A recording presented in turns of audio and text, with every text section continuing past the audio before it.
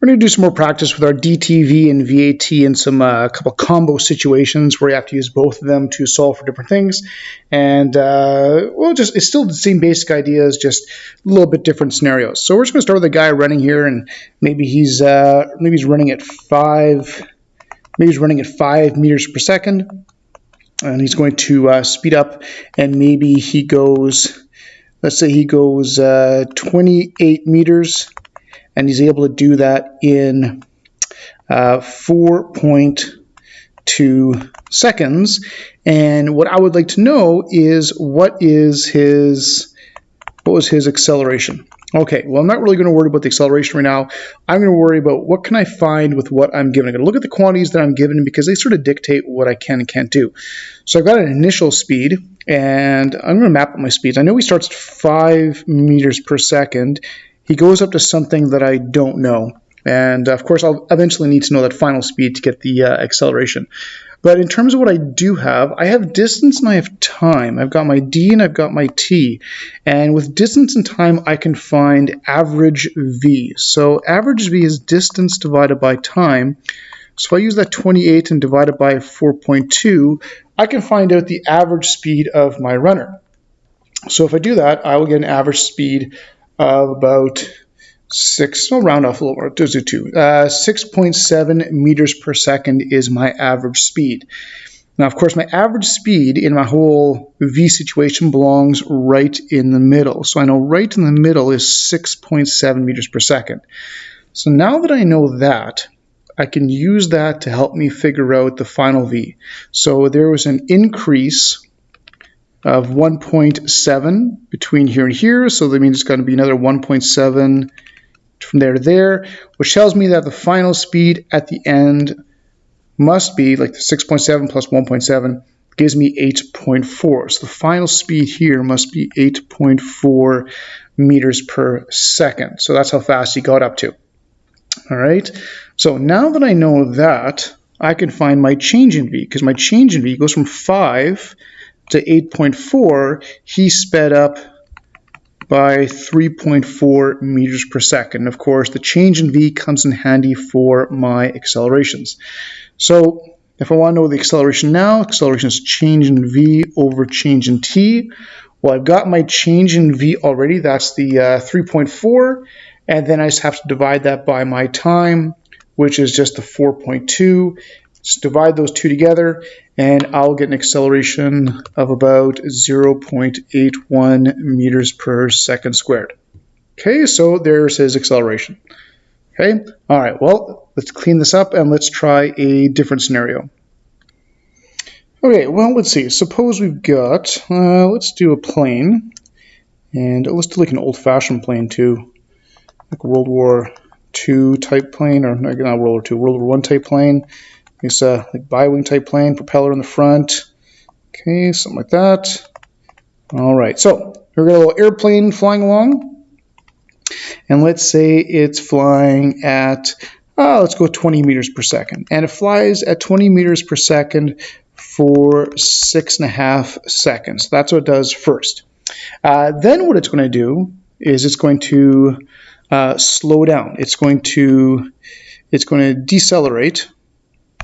Let's say it's going to decelerate at 2.8 meters per second squared for, let's go with 5 seconds.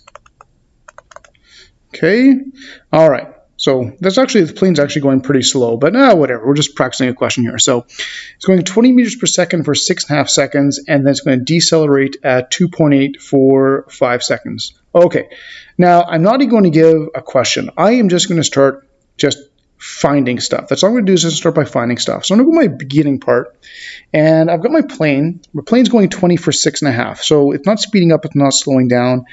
I've got the speed and I've got the time. So with speed and time, I could find distance. So I'm going to do that. I want to find out the distance during the first part. So my first distance would be equal to my first time multiplied by my first speed. So I was going to multiply those two together, the 6.5 and the 20. And that gives me a distance of 130 meters. Okay, so that's all really I can solve for the first part. So I'm going to go to the second part. What do I have in the second part? Well, I've got an acceleration and a time. Well, with an acceleration and time, I can find a change in v. So I'm going to find the change in v in my second part. And subscripts, yeah, the subscripts are important. So the acceleration times my second time, not the 6.5, but I'm going to use that 5 seconds. So I've got the 2.8 and I've got the 5, and I can multiply them together. So I've got the 2.8 times the 5, and that gives me a change in v of 14 meters per second. Now, I know it's slowing down because it's decelerating, so I know it's actually going to be a negative 14. It'd be a negative acceleration, so negative 14. So let's see what I could do with that. Well, I have the change in speed, but I also have the initial speed. So I'm going to map out my speeds like I like to. So it was going 20, and it went 20 that entire time. That was a constant speed. Then it got into the second part, and the speed dropped apparently by 14. Well, if it dropped by 14, at the end here, it's only going 6 meters per second, which seems pretty dangerously slow for an airplane. But now I've got all my V's from beginning to end. I got starting with 20, keeps the 20, and then it goes to the last part. The change in V was 14, so it ended up only going 6. Well, with that, I got from 20 to 6. I could find the average V for my second part. So if I found the average V for my second part, that would just, it's going from 20, it's going to 6. And right in the middle of those two, you can add them up, divide by 2 if you want to, doesn't matter. It's going to be 13 meters per second. So right in the middle here is 13 meters per second, and that's my average V during the second part. Now notice I'm actually putting the quantities on the side they belong. So I've got all my initial stuff right here, and I've got my second part stuff over here. I like to put my stuff where it belongs in the diagram and in the picture.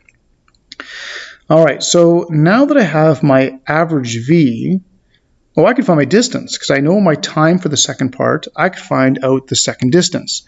So D2 would be my second time multiplied by my second average speed. Because the first part had a constant speed, this one's got an average speed because there's an acceleration.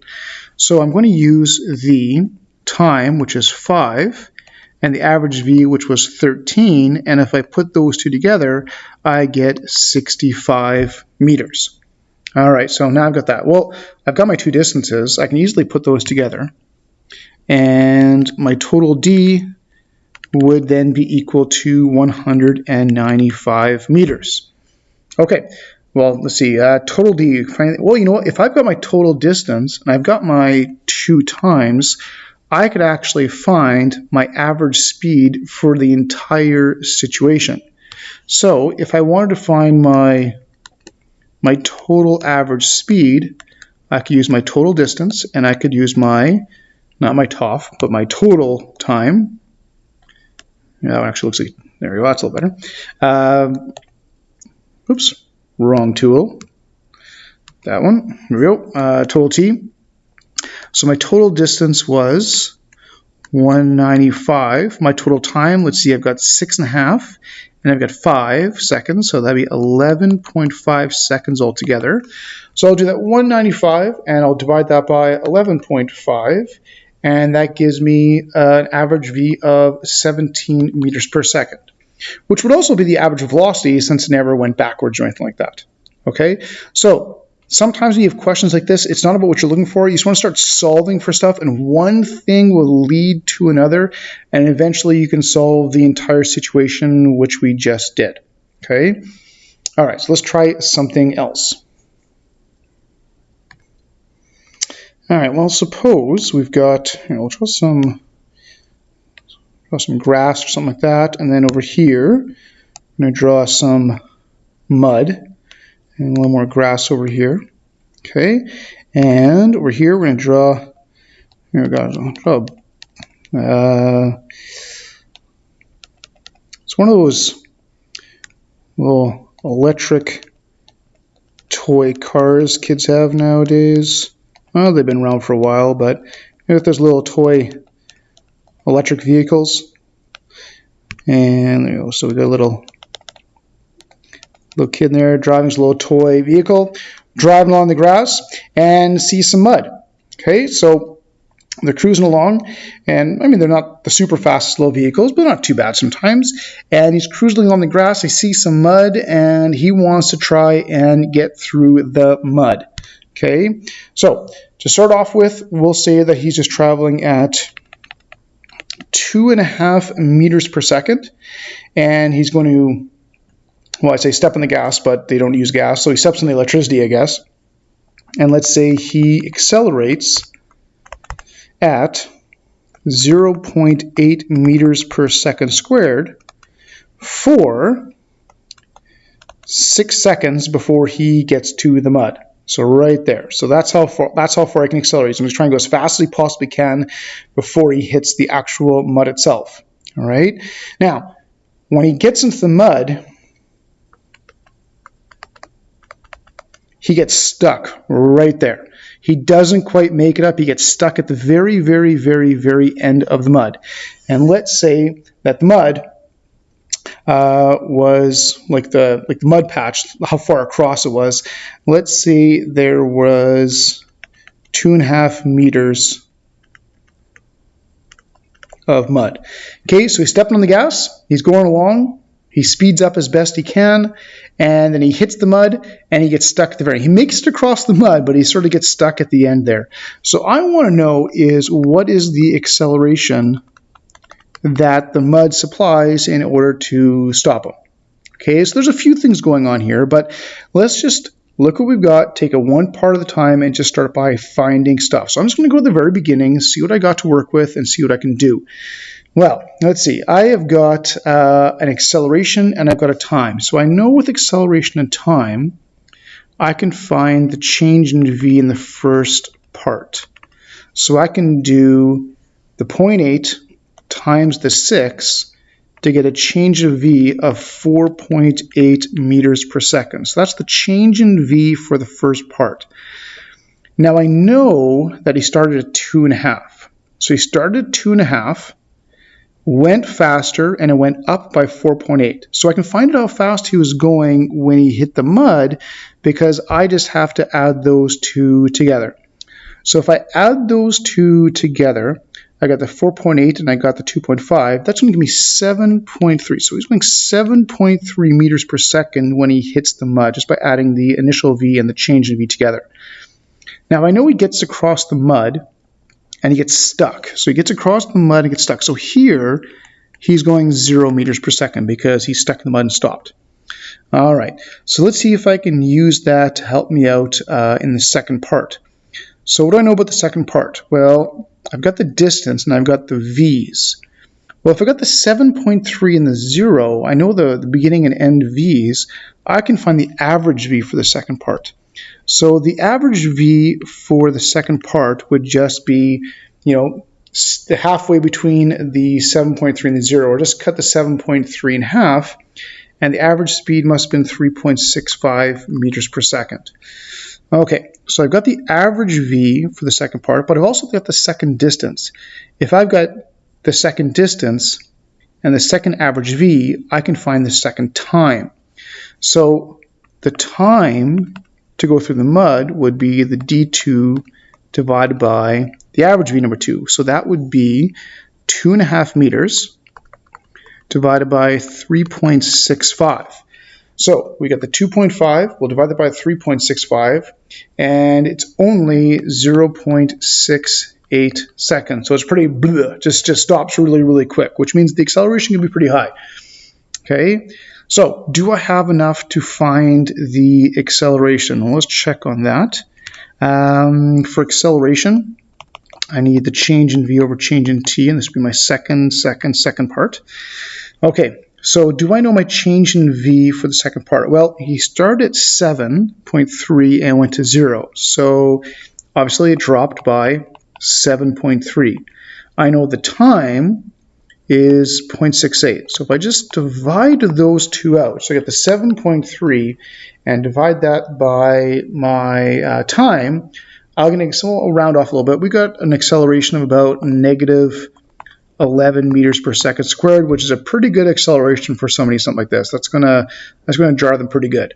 Okay, so again, find stuff one thing can lead to the other, and eventually you can solve the entire thing. All right. All right, well, let's clean this up and try some, let's try another question.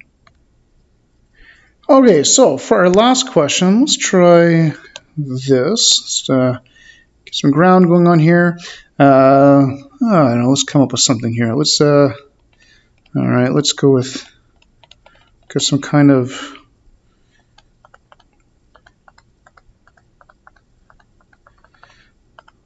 all right, this, color in here. There we go, some kind of robot. There we go, some kind of robot there. All right, some kind of weird creepy robot. And over here, we are going to have, let's use that one. Okay, so here we are going to have Captain America. Why not? All right, so Captain America, and what he's going to do, it's going to be holding up his shield here. Like that, something like that. I'll go blue in there. All right, so good enough. Okay, so our evil robot here has got like a little missile thing. And he's going to shoot a little tiny missile at Captain America, something like that. Okay, and the missile is going to come along, and it is going to hit his shield, and it is then going to bounce off before it explodes. Okay, something like that. All right, so let's get into some logistics here. So the missile here starts obviously at rest over here. So the missile's at rest, and then it's going to fire across, and the missile is going to accelerate at, let's go with 28 meters per second squared for 1.4 seconds. Okay, then it hits his shield, and after it hits the shield, maybe the boosters are all out, doesn't matter. This part over here, it's going to move at a constant speed, all right, for 0.35 seconds before it explodes. Okay, now what I want to know for the situation is what's the average velocity for the missile before it explodes. Okay, so we got it coming in, deflects off a shield, and let's see, we got to have an little angle here, good old-fashioned angles. We'll say it's 50 degrees until it explodes. All right, so let's just start by finding some stuff. Don't worry about all the fancy schmatch stuff. Let's just worry about finding stuff. So let's go to the beginning part.